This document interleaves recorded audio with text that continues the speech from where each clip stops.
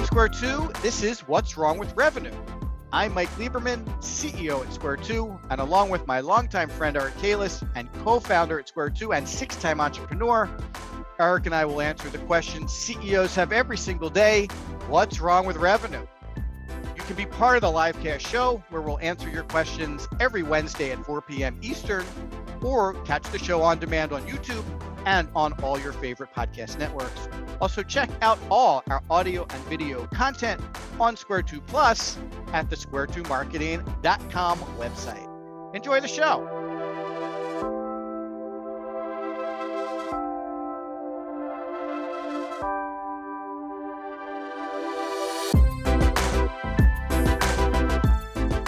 Hey everybody, welcome to episode 5 of What's Wrong with Revenue. I'm Mike Lieberman, CEO and Chief Revenue Scientist at Square 2. I'm joined by my longtime friend and partner and co-host of the weekly show, Eric Kalis. Eric, say hi to everybody. Hello, everybody.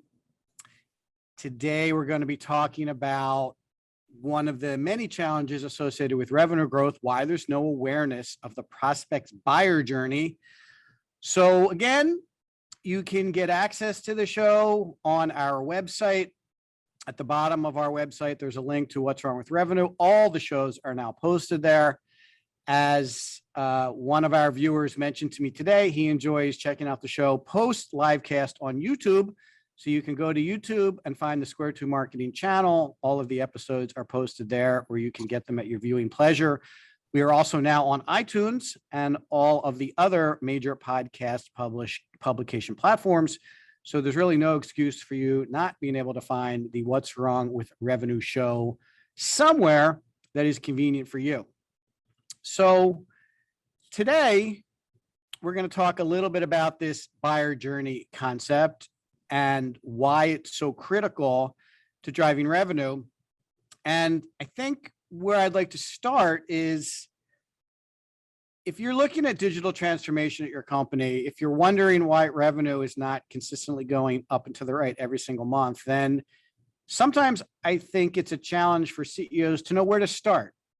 Where do I start with this problem? It seems very all-encompassing. It seems very complicated. It might have tentacles into marketing, sales, customer service, company strategy. It can become overwhelming. And where I'd like to start the conversation today is the buyer journey is really a great place to start. Why? Because so many companies that Eric and I meet and start working with are trying to tackle their challenges from an internal perspective, meaning they're very comfortable talking about themselves.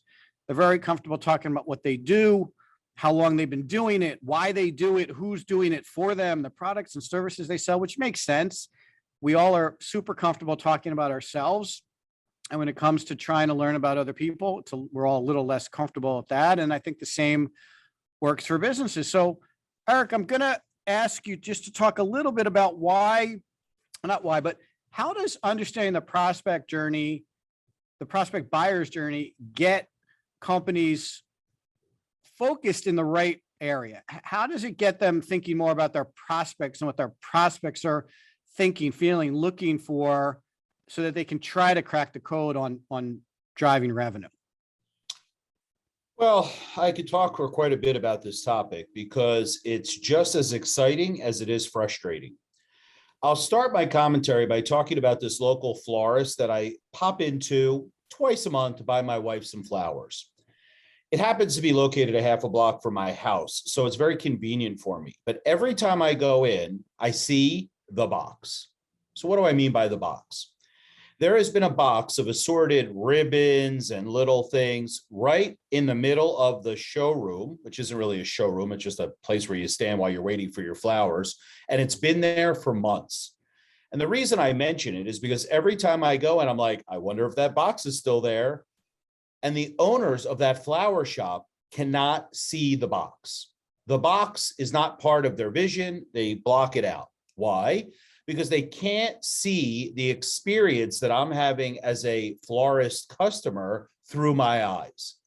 if they got everybody in the florist shop, which is about 3 or 4 people, outside on the sidewalk, and they said, okay, let's enter the store as if we want to buy something, and let's point out all the things we see, they would immediately say, well, wait a minute, what's this box sitting here? And someone would say, well, I put that there 6 months ago, and that's where I collect up all the pieces of ribbon that we don't want to throw away. And then someone else says, well, I thought that box was for collecting the plastic things that hold the little thank you cards or I love you cards that we put in the flowers. And now all of a sudden it becomes visible. When you're in the day-to-day execution, it's very, very hard to stop, pivot, and stand in the shoes of the prospects and just ask yourself, what are they experiencing? Mike, I fully expect to see that box when I go back next time. My wife's birthday is next week. I will be getting some flowers because I know they're never doing that task. And what typically happens is companies won't stop and say, well, let's flip the table. Let's go through our own process and see what we see. What is it like? I had a prospective client about a week ago, and they told me that they have a little problem with their sales team, that the sales team insists on talking to every single person. And they're so busy because they insisted upon that because their compensation plan depended on closing all those customers, that it provided, one, a slowdown in closing sales, and two, a very rocky and friction filled. Because what happens is if the salesperson has to talk to them and they're busy, now they can't talk to them for a week or so, as opposed to, I have an opening in 2 hours from now. Can we chat then? Which would obviously keep the machine running. And the reason is the ownership of that company, they can't see these bumps in the road, these obstacles that they're placing in the order, in order for a customer to place an order. And because they can't see it, they can't eliminate it, they can't work on it, they can't streamline it, and they're kind of stuck in the place they are today. So I would think if anything comes out of our conversation today, it's encouraging the CEOs and leadership team members on this meeting to simply stop, stand in the shoes of the prospect, and go through their own buyer's journey to at least see and feel what it's like to buy from their own companies. I think that is good advice. I think it's hard for companies to step outside of their own reality and look at their businesses from their customer's perspective or their prospect's perspective. But still, I think a framework would be helpful to organize that buyer journey so that some action can be taken, because it's really kind of massive, right? Like, it starts when someone might mention a company to you, like, oh, you should check these guys out. That's actually the very first place a lot of these experiences start. It may then move into me visiting their website and clicking around a little bit. I might fill out a form and expect to hear from them via email. And eventually I might come back and look around a little more. And if what they say is interesting to me and I'm actually a viable prospect, I might ask to talk to a sales rep. And those conversations with sales could be 3, 4, 8 touches. It could be months of back and forth with the sales rep, depending on what you might be buying. Eventually, I decide this is a good fit, purchase something. Now I'm having experiences with their customer service team over the course of many months. Like, there are a lot of touch points. So one of the things I'd like to talk a little bit about is what a prospect buyer journey might look like and how we could potentially organize this for our subscribers, listeners, watchers. I wish we had a better way to just refer to all these people in general, but so that they can organize it themselves and they can have a little framework that they could take back to their companies to start to look at this from a more objective perspective. And by the way, we've been doing this for a long time, and I want to just let everybody know that this is really the only way to start looking at redesigning these experiences, is to understand the prospect's buyer journey, to map it out, to identify all of the individual touch points along the way and start working on those to create a better, more remarkable experience. And there are so many touch points that go neglected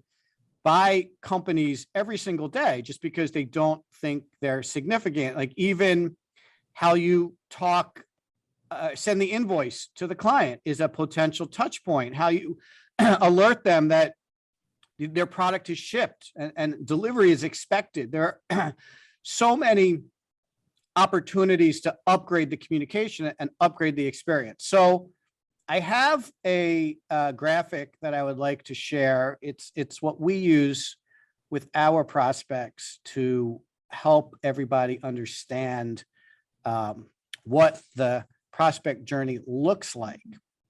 And I have many screens running here, so let's make sure I can do this properly. I'm going to share my screen, and I'm going to show you an image of a buyer journey. You can see my screen now, right? Yes, I can. Okay, so what you should be seeing now is the Cyclonic buyer journey. This is the buyer journey map that Eric and I created to just help our clients drill down and understand the individual stages in a traditional prospect buyer journey. Now, this is much different than what you might have been expecting, which could look something like the traditional sales funnel that has a couple of stages where magically prospects are supposed to come in at the top and customers are supposed to magically fall out at the bottom. That was created in 1890. I'm pretty sure that's outdated at this point.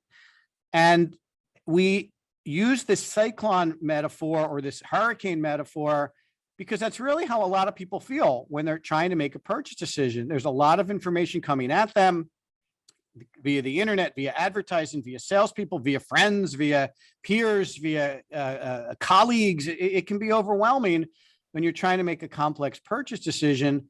And really good marketing, really good sales, and really good service is designed to move people through these different stages in a very organized and thoughtful way.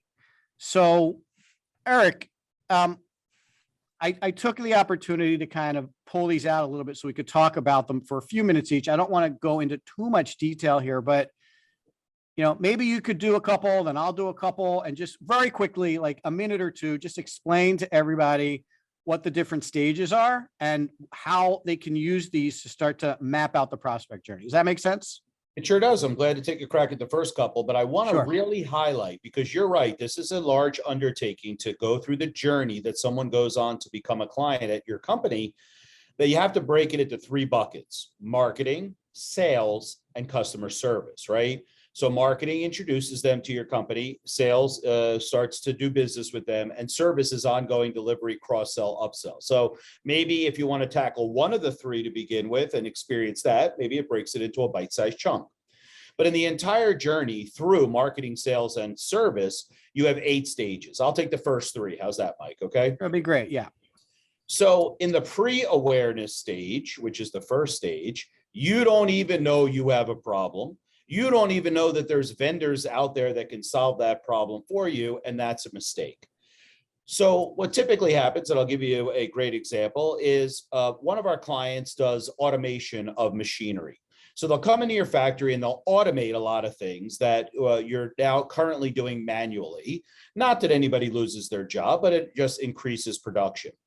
Sometimes they have a big challenge because the people that are running the plants, as long as they have some kind of throughput, don't even know that they could have 2x or 3x the throughput. So they're not even aware that automation could help them. And that was a big challenge for our marketing campaign, because we had to educate them as to why they even should be thinking that they have a problem or they could be doing better. This is a tough stage because they're not looking for you at this point because they're not aware. And this is a great time to use tactics to educate people, introduce yourselves to them, and maybe poke at their emotion that they could be doing twice the amount of production in their manufacturing facility. The next stage is awareness. This is a lot easier because people are aware they have a problem. Using the same example of the manufacturing automation company, when I keep having my people call out sick, or I'm down a few employees because of COVID, and I can't keep up with my production quotas, now I'm aware I have a problem and I start looking for solutions. That could be additional human resources to run my machines, or it could be automation, or it could be outsourcing altogether. I have other options. I'm aware I have a problem though, and now I start looking. And in the third stage, because I have this problem, I'm starting to educate myself on what I can do about that. The typical education is WebMD. Oh, my thumb hurts. Let me go on WebMD and learn everything I can about thumb pain. Now I have all sorts of things that are presented to me, and it's up to me to kind of sift through all that information and figure out, well, what should I do? So those are the first three, Mike. Why don't you take the next three and I'll finish up. Sure. So just to add on to what Eric said, people in the awareness stage, they're not proactive. They're reactive. Something might cross their desk. Oh yeah, I was thinking about that. Let me take a look at that. Something might cross their email transom. Oh yeah, let me look at that. When they're in education, they're proactive. They've taken it upon themselves to start getting educated about a particular topic. When they move to consideration, they've decided that they're going to do something, but they might not be sure exactly what to do yet. In the agency world, this is very common.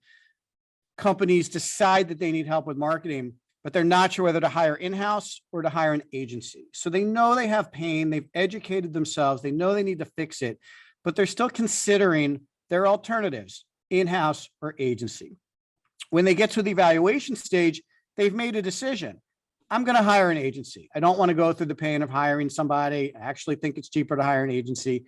So I'm now going to evaluate 2 or 3 agencies or 10 agencies. They're going to go through that evaluation process. You can also see that we've shifted from marketing, who handles most of the lift in awareness, education, and consideration, to sales, who handles almost all of the lift in evaluation, rationalization, and decision. So evaluation is typically where the handoff from marketing to sales picks up. And in order for the buyer to finish their buyer journey, they actually need to talk to sales. So they might want to know how much it would cost to work with an agency. They need to talk to sales. They might want to know who they're going to be working with at the agency, how long the agency, what does the agency really excel at? They need to talk to someone there. So that's usually where sales picks it up. And the prospect has more or less started to narrow how they're planning on fixing this issue. And then when they get to rationalization, they've decided the agency that they want to work with, just to stick with our scenario here, but they have some very specific questions. What are the payment terms? How much exactly is it going to cost? What kind of results can I expect? How long are these results going to take? I want to talk to the actual people I'm going to be working with. Questions that come up when they've already more or less decided where they want to go, but now they want to check some of the boxes that just finalize their decision-making process. And Eric, you can wrap up the decision and delivery side of things for us. Yeah, decision, that's all sales, right? Let's talk about what it's like to work with me. Work with my agency. Let's give you a agreement. Let's work on the statement of work, kickoff dates, all of those things. So sales handles like getting them over the finish line. And that stage is obviously very much sales oriented. But then here's where a lot of companies fall down. They close the deal and then they wash their hands of it. I got a new client. We'll just sell them what we sold them, right? But that actually is simply the beginning of the relationship. Now you go on to the 8th cyclone in the cyclonic buyer's journey, which we call delivery.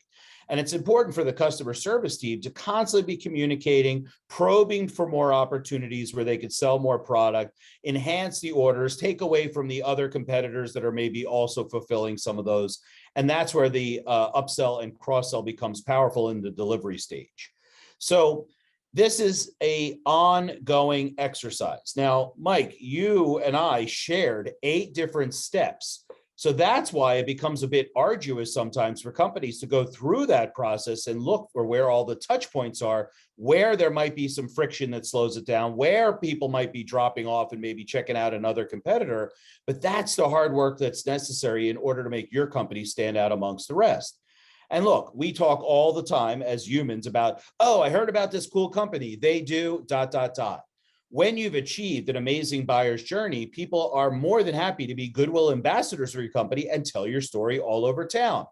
I'm a big fan of Warby Parker. That's where I get my glasses. Did you know that they'll ship you 5 frames at home free of charge that you could try on at your mirror in your bedroom, decide what you like, and then send them back with a pre-addressed return label? That's remarkable and a great part of the journey if I happen not to live down the block from a Warby Parker showroom. So like they thought about, well, let's take friction out of it. If people get to our showroom, let's just ship them 5 frames that they've decided to choose online, and then we'll throw a label in there so they don't even have to pay for it to come back. We'll be their best friend. That's a big gutsy decision because that has a lot of expense in the sales process, but yet they selected to do that because it would, 1, make them remarkable, and 2, drive top line revenue. Yeah. And last but not least, you can see that this is a cycle. The better you are at creating these little cyclonic experiences and making it easy for your prospects, the faster they all spin individually and the faster the entire cycle spins. And honestly, this is how you get revenue to grow, by making sure all of these experiences are easy, frictionless, and positive and remarkable for prospects and clients. So this whole thing spins much quicker. Now, I'm going to hop out of this and answer some questions. Again, if you are interested in asking us questions, you can chat us right now live, but you can also go to the What's Wrong with Revenue page on our website and submit questions in advance. So we have a couple questions, Eric. Let's deal with those. I'm going to stop the share. Let's deal with those and see if we can help some people who asked for some specific help. So, okay. So this question is from Don in California. Everything I've seen has 3 or 4 stages of the buyer journey. How come you guys have 8? Is it overcomplicating this? So Eric, take a crack at this. Why did we decide to pick 8 stages? Is it overcomplicating it? And what's the difference with some of the other buyer journey models that we've seen out there? Well, of course, 8 is more than 3 in the traditional sales funnel. So yes, it's more complicated. I don't know about overcomplicated though, because when that original 3-step sales funnel was created in 1890, we didn't have one very specific thing, and that's called the internet. The internet allows people to do all sorts of research on their own, which means that it changed buyer behavior. Pre-internet, if you wanted to find out about a product or service, you had to go to the company where it was and talk to a salesperson. So that step was condensed into just the top of funnel. I'm out there doing research. So we broke it into more granular stages by simply observing the way that people buy, and then really designating each stage as its own stepping stone to the final sale. And when you're thinking about it, in our book, Smash the Funnel, we talk about the gentleman who wants to buy a car for their new driver teen, right? Or their teen new driver. So they think that they're going to buy a new car. They saw some ads in the newspaper. They saw it on TV, $399 for a new Nissan. This will be perfect for my kid. And then they start to go through some of the steps. And then they realize, well, wait a minute, there's other options out there. When I went to the Nissan dealership, I saw some really nice used cars and they would be cheaper. Oh no, what about that?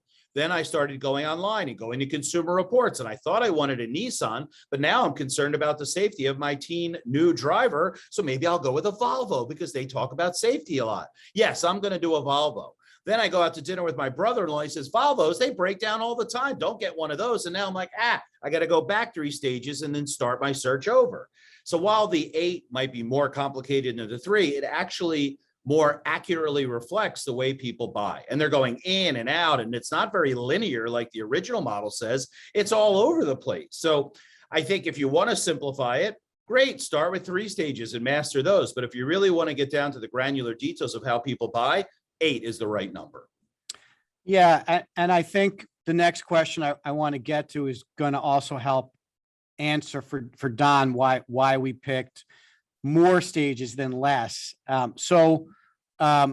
Janet in Chicago writes, I get the buyer journey concept, but what would I do in my company to map out all of the stages of the prospect and customer buyer journey? And I think the answer to why we came up with 8 and answering one of our objectives for today's show, how do you identify all those touch points in that journey? I think you need a more granular view like this to map out all those touch points. And I think when you think about it, and I'll go through it with you to model it a little bit. If you think about it, the prospects are changing their perspective in each of those stages. So the touch points need to change also. And when you're only looking at 3, like awareness, consideration, and purchase, like it's just not granular enough to design your marketing and sales execution and your customer service execution for those 3 stages, because there's really so much that's different and each of the 8 stages. So let me just give you some examples of how you would map out touch points at some of the different stages. So we talked a little bit about pre-awareness. So the people who you want to target with your marketing campaigns, and everyone knows this, we want to attract companies with 1,000 or more employees in the manufacturing space who purchase this product in the Midwest. Okay. And in those companies, I want to talk to the COO. Okay, great. Perfectly good set of targets, right? A lot of those people don't know that they have a problem. So you can't talk to them the same way you would about someone who knows they have a problem. You have to uncover that pain for them. You have to introduce them to concepts that they might not be aware of. The communication is going to be radically different to those people than the people that are already looking around and understand the kind of pain and challenges they're having in their company already. So the outreach that sales is going to do is going to be different. The support for those sales outreaches that marketing is going to provide are going to be different for people that you're trying to get engaged when they don't even know that they have a problem yet. Okay. So that's one really clear example. The other example is the difference between awareness and maybe consideration, right? So awareness, they know they have a problem, but they're not ready to take action yet. They're not even proactively looking around. So here's where you have to be really clear about getting their attention, because you're competing with all the other people who are trying to get their attention. And some of those may have nothing to do with you. They may be trying to talk to them about something completely different from what you do. It's not just your competition. It's everyone that's trying to get their attention. So you have to have a very emotional and compelling message to grab their attention, right? So they're aware. You have to grab their attention, and you have to have the assets to kind of pull them into your world so you can move them into that proactive education stage. That's a whole nother set of tactics that will be required to have them make that transition from awareness to education. And when they're in consideration, again, like they're looking at a couple of different options. So they now know they have an issue and they want to solve it. They've agreed that as a company, they want to solve it, but they're still looking at different alternatives. So your content and your communication and your stories to them are going to be completely different. So the stages help you organize those thoughts and organize how you would potentially communicate to those people based on where they are in their buyer journey. And let me give you one more really tactical idea that you can consider, and then I'll let Eric add some color commentary if you'd like to. One of the best ways to do this, and this is what we do with our clients, is to start thinking about the kinds of questions prospects ask at each of these stages.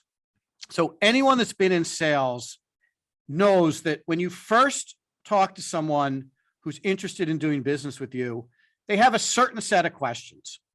And as they get to know you a little bit better and they progress in their buyer journey a little bit, they start asking a different set of questions. And as they've started to get connected with you and maybe they like you a little bit better and they trust you a little bit better, they're asking an even third set of questions. And when they get to the very end where you think they're about to hire you, they're asking even more different questions. And by understanding the progressions of those questions, you can really create some very compelling tools and some very compelling stories that allow you to proactively answer those questions before they even ask you. And I think by mapping those questions out and looking at the touches that your company is having with prospects across those 8 different stages, a lot of lights are going to go off. And my very first comment was, well, where do I start with this digital transformation project? It's so complicated. By going through that exercise, you'll start to see, oh, all right, yeah, they do ask that question. No, we actually have something that we can give them to answer that question. And by answering that question proactively, you're forming a better relationship with that prospect that moves them through that stage much quicker and much more efficiently. So, this is an easy way to think about it. It's an easy way to break it down. It's an easy way to go through those series of exercises to really start to uncover some of this information so you can start to build in the programs and tactics that help your team better arm both your marketing execution and your sales execution and your customer service execution to provide that higher level of experience that your prospects and customers are now looking for. Want to add anything to that, Aaron? I sure do. One of my bucket list items, Mike, is to build a cabin in the woods. I've always wanted one. I definitely want to go and build this cabin so I could go hiking and get out of the city, blah, blah, blah. So, of course, I'm online looking at what does it, cost to build a tiny house, and how do you buy land in the woods, and some of that other stuff, right? So this one couple has a whole business about using cabins for Airbnbs. So they sent me a free report because, of course, I downloaded a piece of content on their website that says, what do I do with my cabin when I'm not using it? And I was like, I didn't even consider that. And they gave me this really nice piece of content around how to make your vacation home into an Airbnb. Hadn't even thought of it, but you could see that that couple sat down and said, let's lay out on the kitchen table every single question someone might ask and develop a piece of content to answer that. Now, what's interesting is when I clicked through, their offer was, let us coach you for a fee on converting your house to an Airbnb, which is obviously their business. And I thought that that was really great because I'm like, wow, they already gave me a lot of content to think about before they even asked for my business. And that was, even though I don't think that they're, high-end marketers, it was a simple, obvious exercise that they tried to answer the questions that I had before I even knew I had them. Yeah, that's a great example. Thanks for sharing that. I got another question here that just recently came in while we were chatting. It says, I don't understand the pre-awareness stage. Can you help better define that for me? So let me take a crack at this. So I think you understand that there may be people who need what you do who are not looking yet and don't understand their pain. But to try to make it a little more concrete, a lot of people these days are executing what they call account-based marketing. And these are very specific marketing tactics that are designed to go after people in the pre-awareness stage. So, you could cold email, you could send direct mail, you could call people in their office. These are old school tactics designed specifically for people in the pre-awareness stage. Like, I think Eric told a story last episode about the two people that showed up at our office and wanted to save us money on our electric bill, right? So that's a great example, right? We might not have even known we had a problem with our electric bill. They showed up on our door, knocked on it and said, hey, let me look at your electric bill. I can save you some money, right? So maybe we teased them a little bit about the tactic, but that's exactly what they were thinking. Like, here's a company in this office building. They use electricity and they might not know that we can save them some money. So we're going to knock on their door and say, hey, give us your bill and we'll see if we can save you some money, right? So that's a really good example. Now, if you want to take that same example and translate it to some more 2021 and 2022 tactics, then it might be identifying the companies who you want to do business with, going on to LinkedIn and finding the people in those companies who are the appropriate title. So if you want to talk to the CEO, if you want to talk to the COO, if you want to talk to the CIO or the CTO or the director of purchasing, whoever it is you're going after, you could pretty much find those people on LinkedIn. That's usually not that big a deal. And you could attempt to connect with them on LinkedIn. And if you had some interesting content to share with them, or some research or some insights that would get their attention, you could attempt to share that with them via LinkedIn and make a new connection.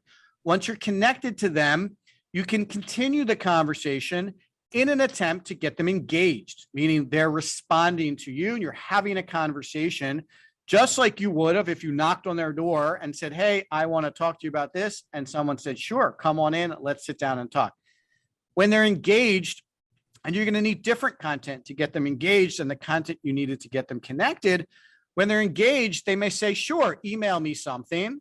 And now you have their approval, their authorization to continue that conversation in a more traditional marketing oriented way, email marketing, invitations to things.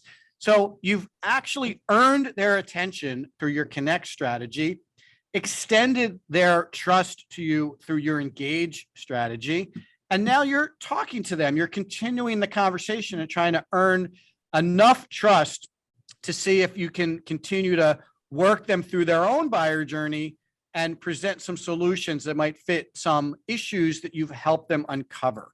So I think that should help you understand a little more about what people in the pre-awareness stage are thinking, and even more specifically, how you can leverage some marketing and sales tactics to uncover those people who are now better opportunities in sales because they may now be aware and they may have actively started to get educated, and they may actually even be considering something based on your piquing their interest through those pre-awareness marketing tactics. So Eric, as this guy's surrogate, does that make sense the way that was explained? Well done. Okay, thank you. Okay, so let's do another question and then we'll hop into some other commentary. So, because we have a lot of questions, I like answering questions.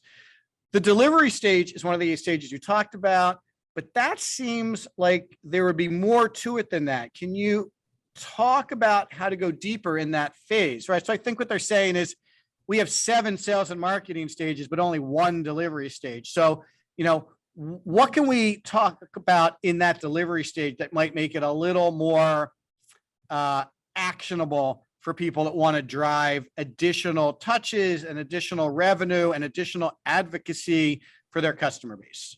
Sure. There's a million things you could do. The advantage you have in the delivery stage is we're assuming that you delivered your product or service in an acceptable manner, and now the new customer likes you. They're open to hearing more about it.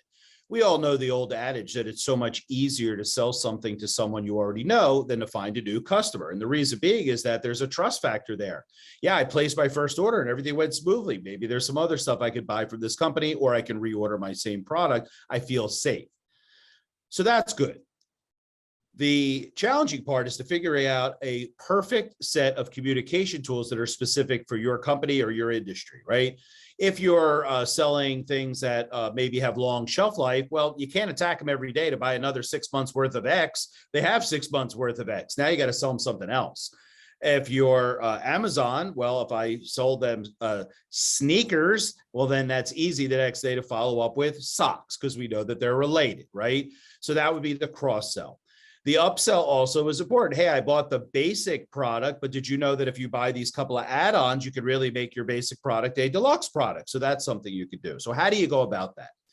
Well, the first thing to do is make sure that you have clear communication with the right person. Sometimes the buyer is different than the person who it's shipped to. So a lot of times people's database isn't accurate enough to make sure you're reflecting to the decision maker. So you want to make sure you have the right person you're speaking with, because if you don't, then you're sending all your marketing communication into a black hole and it's not going to be effective. So assuming we have the right person, let's start by asking them about their first experience. Let's keep them talking. Hey, here's a net promoter score survey based on a score of 1 to 10. How likely are you to provide? Now they give you a 9, that means they're good. So now we have a if then do this scenario. If they gave us a 9 or a 10, then automatically send them this email.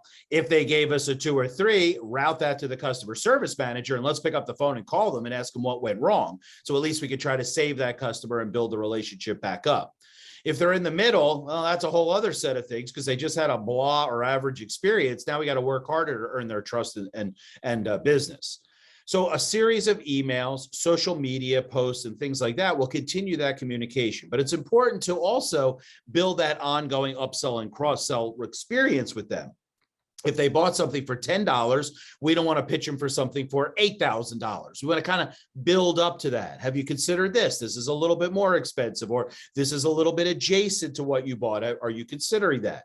There's a seasonality conversation, right? If I sell things that have a seasonality overlay, let's make sure that my communication is appropriate. If I send them communication for a parka sale in August, no matter what I do, I'm not going to get traction on that because I didn't time it right. So there's a lot of things around that. In addition to seasonality, there's holidays that come up, right? We're now in the month of October. We're starting to see things about the holiday season start to come. So pre-planning out what that experience would be like from the receiver's end is also critical. And as my final urging of you to do this planning for what the experience is like once you have a customer is make all your touch points remarkable.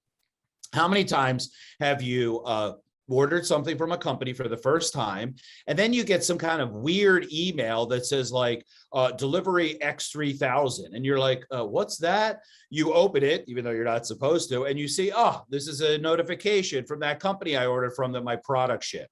As opposed to simply taking 2 seconds and write a subject line that says, exciting news, your product has shipped from this company, open to find out more. And then when I get into the body of email, in literally 10 minutes of work, I can turn a very blasé shipping notification into something remarkable. Mike, let me tell the story of CD Baby, company that isn't around anymore because they were pre-internet, and they used to sell CDs, the regular CDs that you would get in UPS, and you'd pop into your CD player. Well, they could have just sent a regular shipping notification every time they sent an order, but they did something that sounds like this. Great news. The CD that you've selected is on its way to you. But it's a sad day here at CD Baby because our whole staff love listening to that CD, and we're sad to see it go, but we're happy that it'll be in a good home. So today, our entire team went down to the shipping department, boxed up your CD in a velvet box with a gold ribbon. Then we all marched over to the US Post Office and shipped it to you with tracking number X3922427. P.S. Please call us as soon as it arrives. We're very concerned about its shipping condition. Now, the first thing you do when you get that shipping notification is laugh. The second thing you do is you forward it to 5 friends saying, check this out, this is hilarious. And that spreads the word, all because they took 5 minutes to create a remarkable shipping notification email. And that's the encouragement I would give to you is like, make sure it's not boring or confusing. Take 10 minutes and make all these touch points exciting. I think that's really good advice. I also think the reason we spend much more time talking about the 7 stages of the marketing and sales piece of it and the 1 stage of the customer piece of it is that most companies know their customers. So in a lot of cases, they don't know their prospects. So we need a little more attention to those people we don't know.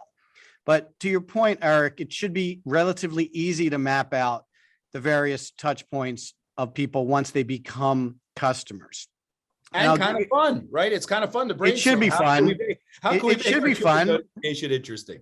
Yeah, and you should be working to make it fun for your customers too, right? Again, it's about the experience. The more remarkable we can make the experience, the more they're going to talk about it. I also think that a lot of people, when it comes to customers, when it comes to marketing to customers, it's a lot about discounts. It's a lot about coupons. It's a lot about promotions. And I think that's a little misplaced also. It ought to continue to be about stories. I would like to know what other people are buying from the company that I made a purchase from and what they're doing with it. It's a very good chance that if I bought outdoor furniture from this company and other people are buying mosquito repellent blankets or interesting colored pillows or shade devices or whatever, that there's a pretty good chance that I'm also going to be interested in that. But I don't want to see take 10% off. I want to see what other people like me are doing with these products. That's how I'm going to be engaged and interested in wanting to participate in a similar way. And I think it's easy to send a coupon. It's easy to talk about new products. It's easy to talk about special promotions. It's a little harder to position your customers as the star of the show as a way to get other customers thinking in a similar way. So I think you're right. The person who asked this question, we do simplify the delivery stage a little bit, but it might be the most important stage. Honestly, you don't have to convince these people to buy from you. They already know, like, and trust you. Getting people to know, like, and trust you is the major objective of marketing and sales. When it comes to customers, you already have that. So lean into that more. When our clients ask us to help them with revenue, we almost always want to start, well, what are you doing with current customers? How are you staying connected to them? How are you telling them about your business? How are you activating them so they talk about your business? And in many cases, it's not, we don't really do anything like that. So there's a lot of low-hanging fruit. There's a lot of interesting opportunities for you to run marketing programs to customers that will produce revenue in a very short amount of time, as opposed to trying to find people in the wilderness who want to pay you when they don't even know you yet. Excellent. So I want to do one more question. I want to do love it or leave it before we wrap up. So this is a good question for you, Eric. It's from Jane in Toronto. Can you talk more about how sales would improve the rationalization stage? What are some actual examples of how I could upgrade this stage? So just to remind you, the rationalization stage is where people have more or less decided they want to do business with you, but they still have some very specific questions. And these are usually very detailed oriented questions. So it's a little more challenging in terms of how to upgrade this stage. Like, Eric, do you have some ideas on how people could think about this particular stage?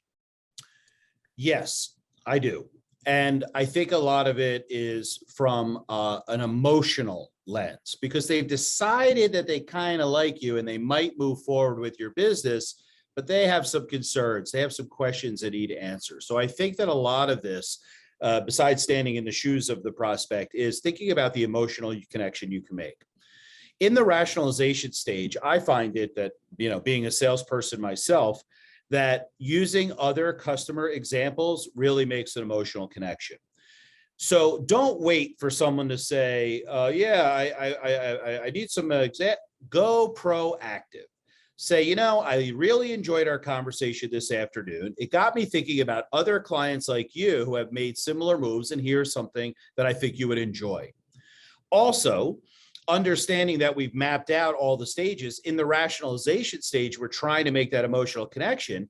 We could also write a series of templated emails that would be in the voice of the company that would address the rationalization stage. So I would put together 2 or 3 of those because, like we already agreed, it's going to take a little bit of back and forth at this stage to get them over the hump and ask for the agreement.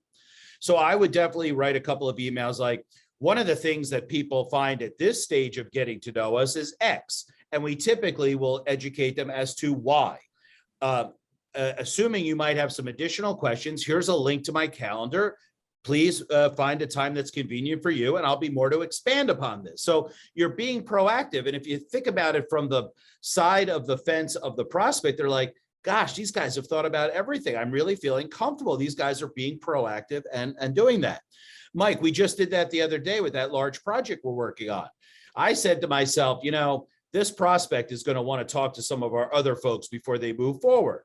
So I selected 3 or 4 of our happy clients that are currently in-house. I touched base with them to make sure that they were willing to receive a call. And then I put together a not asked for email to the prospect saying, look, at this stage, a lot of people like to talk to some of our prospects. I've gone ahead and gathered a few names of customers that you can experience share with and touch base with them. They're expecting your call. Go. Now, honestly, Mike, they might not even call those folks because they didn't ask for it, but just the offer of talking to happy clients might be enough to help them rationalize that, boy, this company really is the one that I want to do business with.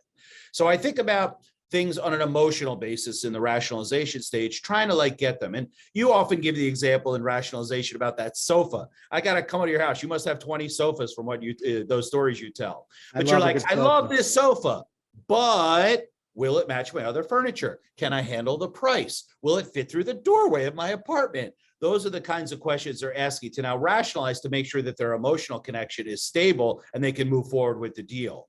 So if I know that, I might put out a little bit of a video, how to make sure your sofa fits through the doorway. Now people are like, oh, these guys have thought of everything. Of course I'm going to buy from them. And that's a good insight into the rationalization stage and how you can master it. I'm so glad you mentioned video because I think there's a very strong application of video in the rationalization stage. So you kind of talked about it a little bit. When people are trying to make a final decision, they do often, especially with large B2B complex sales, they do want to talk to references. And you mentioned an expedited reference process where we had some people ready to go and you offered them up proactively, but still the prospect has to connect. They have to look at schedules. They have to get on each other's calendars. It could take a week for them to have that reference call. And that can add time to the sales cycle. One of the successful ways we've tried to drive some improvements in the rationalization stage is with a reference reel, where we record references on video and, to Eric's point, proactively serve those before the prospect even asks for references. Something to the tune of, at this point, a lot of our prospects ask for references. That can be a little clumsy. You have to talk to someone you don't know. You have to get on their calendars. You have to reach out and schedule something. In order to make this easier, here are 5 of our customers on video talking about what it's like to work with us, talking about the results they received. By the way, these are the same people you would probably be connected with anyway.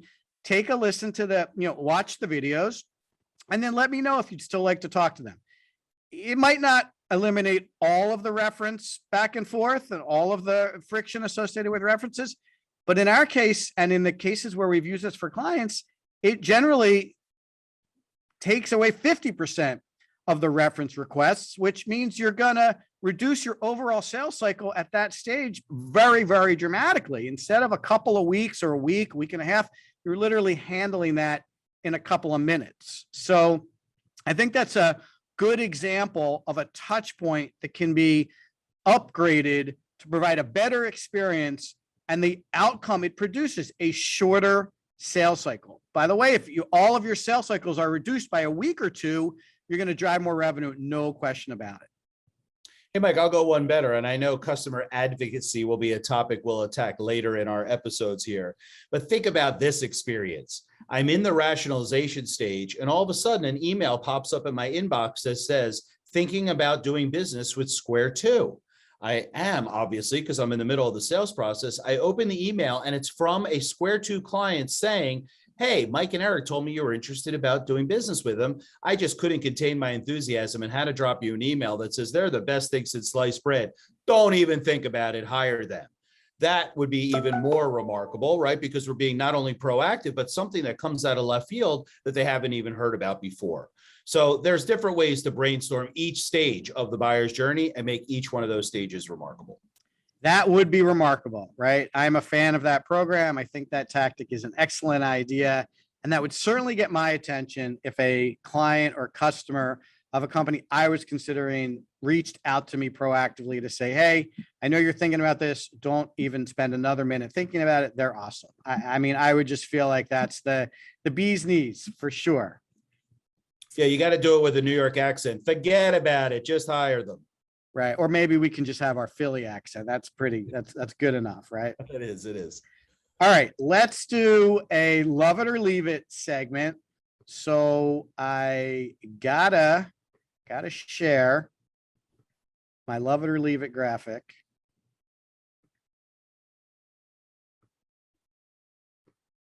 Okay. See that? Great graphic. Great. Love it or leave it. Okay. Love it or leave it for this episode is content syndication. So let me explain it so that everyone's on the same page. And then Eric, I'll let you do love it or leave it. Okay.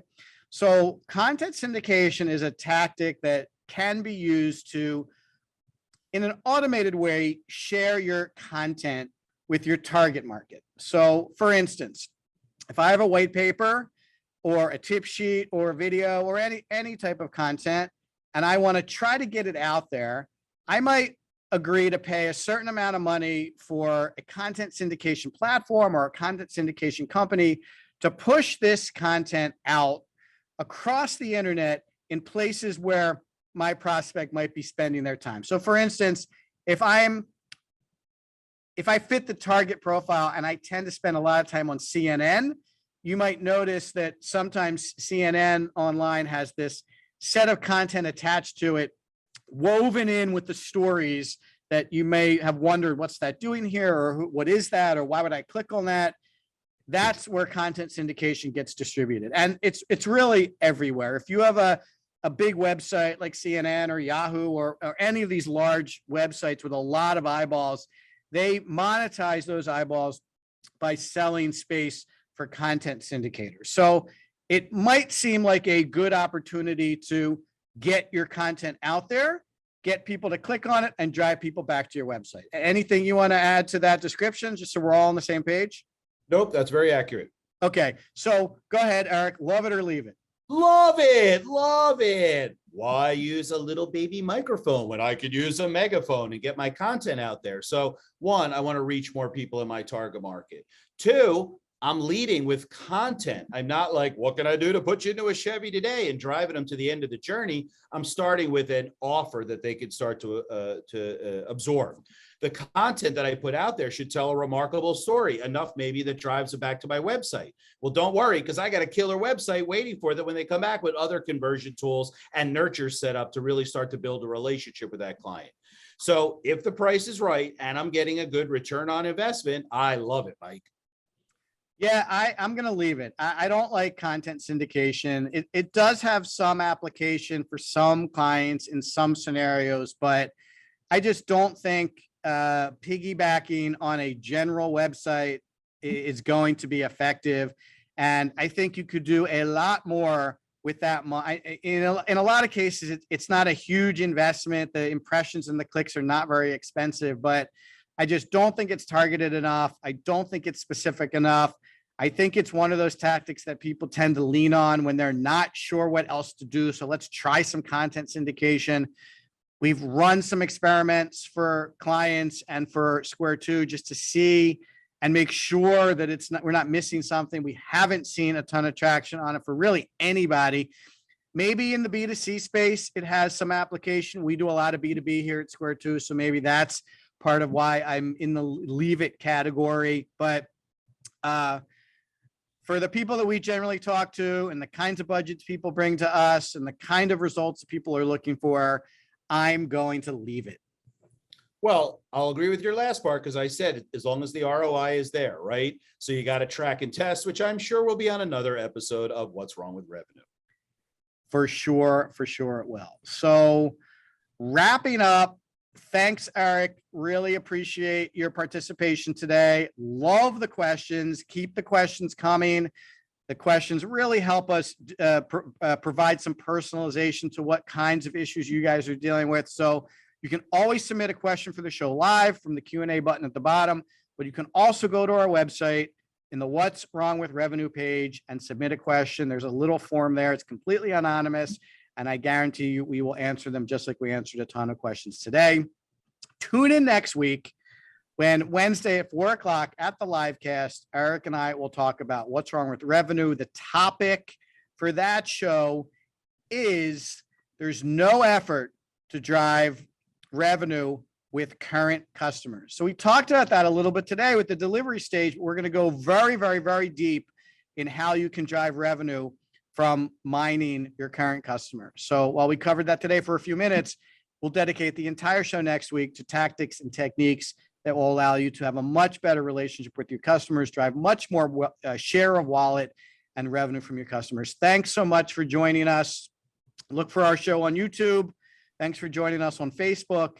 And you guys have a really nice rest of your day. Take it easy.